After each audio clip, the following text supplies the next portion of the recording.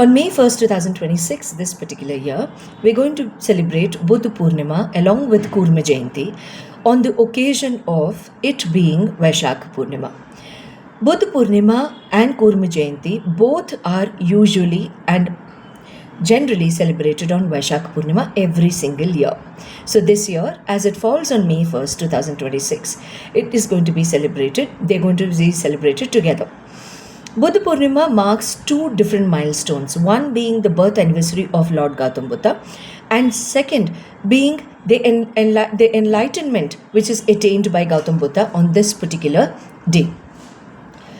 So on this particular day, as Gautam Buddha has attained his enlightenment under the Bodhi tree, we all should celebrate this day, particularly immersing ourselves or paying a great attention to introspecting within ourselves and cleansing our inner selves by paying a lot of attention to our minds, thought process and cleansing ourselves.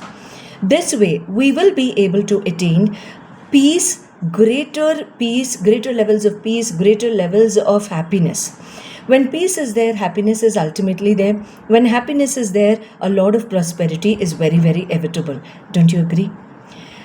So, Buddha Purnima के दिन हम सब को, at least to begin with, if at all we are not in the practice of doing it, at least to begin with, let us all spend our day by dedicating at least 10 to 15 minutes for meditation to begin with. Now from this day, if you start any spiritual practice, it is known to give multifold effect. And also, it is good to continue any of our spiritual journeys, be it meditation, be it donation, be it lovely kindness, which we want to do in the society, be it any acts of kindness, any acts of deeds, whatever we want to do, or we can start on Buddha Purnima. Apart from praying to Lord Vishnu, we also should dedicate a lot of time to pray to Lord Shiva, because Shiv और केशव में कभी भी भेद नहीं माना जाता. शिव जी के कई सारे मंदिरों में इस वाले दिन, जो वैशाख पूर्णिमा के दिन, जो शिव जी के ऊपर जो पात्र होता है ना, निरंतर अभिषेक करने वाले पात्र को, वो जिन मंदिरों में नहीं होता है वो पहली बार एस्टैब्लिश किया जाता है. एंड अगर जिन मंदिरों में है, उस पात्र को बहुत अच्छे तरीके से, हमेशा साफ सफाई तो होता ही है, but at the same time इस पात्र से जो अभिषेक के प्रोसेस जो होता है, इस दिन से हर साल शुरू करते हैं. तो we can dedicate time to performing abhisheka to lord Shiva along with cultivating a good habit and a good practice of meditation right from this day. जो पेरेंट्स सुन रहे हैं इस वीडियो ट्यूटोरियल को, आप सब अपनी बच्चों को भी ये आदत डालने की कोशिश करें.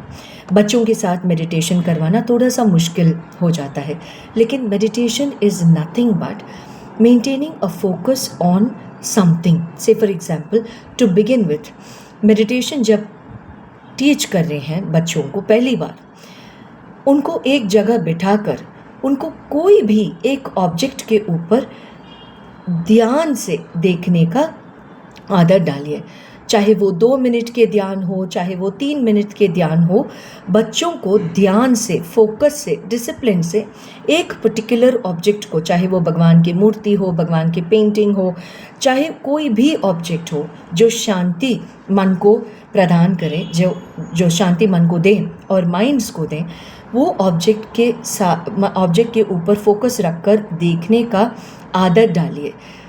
ये निरंतर करने से बच्चों को बहुत अच्छी तरीके से फोकस और डिसिप्लिन तो डेवलप होगा ही, उसके साथ साथ उनको फिर सेकंड स्टेप में आंखें बंद कर उसी ऑब्जेक्ट को जैसे वो इमेजिन कर वो देख सकते हैं. उसी प्रैक्टिस के अनुसार हम मेडिटेशन भी सिखा सकते हैं. तो चलिए हम सब मिलकर बुद्ध पूर्णिमा को बहुत अच्छी तरीके से हमारे अंदर मन को क्लीन करने के लिए, हमारे माइंड्स को क्लीन करने के लिए, साफ थॉट प्रोसेस को डेवलप करने के लिए और कंपैशन सोसाइटी में डेवलप करने के लिए, जो आज वर्ल्ड में बहुत ज़्यादा ज़रूरी है, हम प्रयास तो ज़रूर कर सकते हैं. Happy Buddha Purnima all of you. Wishing you all a very happy Buddha Purnima, Kurma Jayanti as well as Vaishakh Purnima. Good luck.